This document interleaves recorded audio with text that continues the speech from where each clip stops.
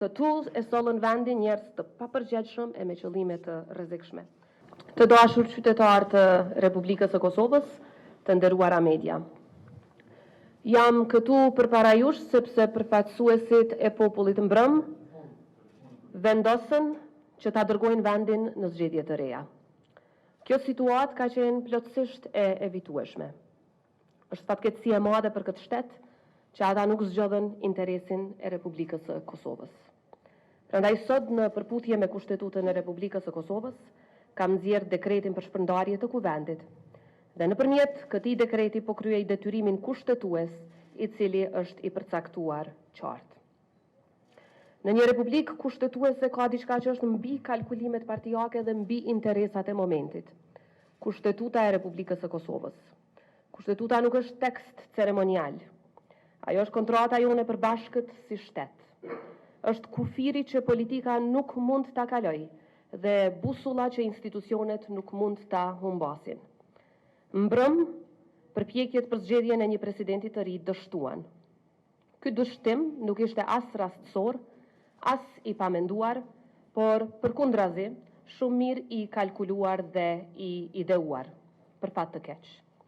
Neni 86 i Kushtetutës përcakton se presidenti i ri duhet të zgjidhet jo më vonë se 30 ditë para përfundimit të mandatit të presidentit aktual. Mandati përfundon me 4 prill 2026. Kjo do të thotë se 5 marsi ishte afati i fundit kushtetues që kuvendi të zgjidhte presidentin e ri. Ky afat ka skaduar mbrëm në mesnatë. Pra nuk kemi të bëjmë me një debat politik. Kemi të bëjmë me një fakt të qartë kushtetues. Kuvendi i Republikës së Kosovës ka dështuar të përmbush një nga obligimet e tij themelore kushtetuese.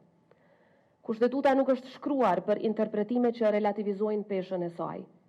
Ajo është shkruar për ta garantuar funksionimin e shtetit.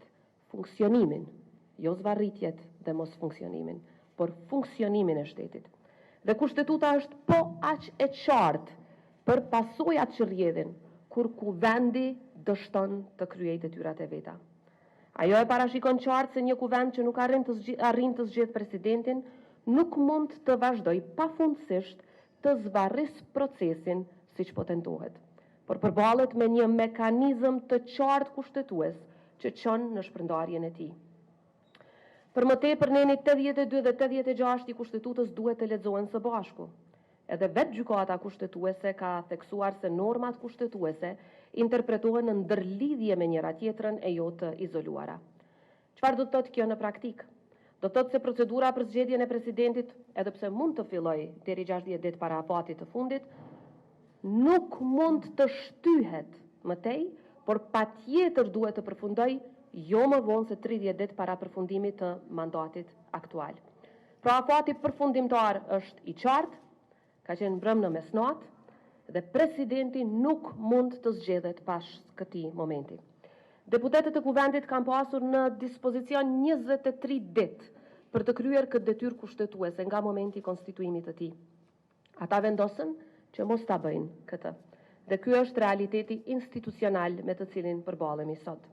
Fakti që kuvendi ka zgjedhur të mos i shfrytëzojë ditët që i kishte në dispozicion nuk e ndryshon kushtetutën tonë. Nuk e shtyn afatin. E mbi të gjitha nuk e zhbën detyrimin tim të qartë kushtetues që ta shpërndaj këtë kuvend i cili dështoj. Kushtetuta nuk funksionon me logjikën e komoditetit politik. Ajo funksionon me logjikën e përgjegjësisë institucionale. Dhe asnjë kërkesë për masë të përkohshme në gjykatën kushtetuese nuk e pezullon automatikisht rrjedhjen e afatit kushtetues. Vetëm një vendim i gjykatës do të mund ta bënte një gjë të tillë. Dhe një vendim i gjykatës nuk ekziston deri në këto momente. Prandaj sot nuk kemi një situatë të hapur interpretimi. Kemi një situatë ku afati kushtetues tashmë ka përfunduar. Në këto rrethana gjuha e Kushtetutës është e detyrueshme. Neni 82 nuk thot se presidenti mund të zgjedhet deri 30 ditë para afatit. Thot duhet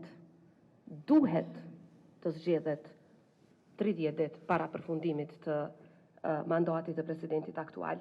Pra kjo nuk është një kompetencë diskrecionale, është një detyrim kushtetues. Dhe për këtë arsye, në përputhje me nenin 82 dhe nenin 86 të Kushtetutës së Republikës së Kosovës, kam vendosur ta shpërndaj Kuvendin e Republikës së Kosovës dhe të shpall zgjedhjet e reja pas konsultimeve të cilat do t'i mbajmë me partitë politike. Natyrisht që qytetarët nuk kanë dashur zgjedhje, këtë situatë e ka krijuar dështimi i Kuvendit për ta kryer detyrën e tyre kushtetuese. Askush nuk do duhej të dëshironte një cikël tjetër politik, sidomos në këtë moment kur vendi ka nevojë për stabilitet. Por këtu e sollën vendin njerëz të papërgjegjshëm e me qëllime të rrezikshme. Alternativa, pra, zvarritjet, do të krijonin situata shumë më të rrezikshme.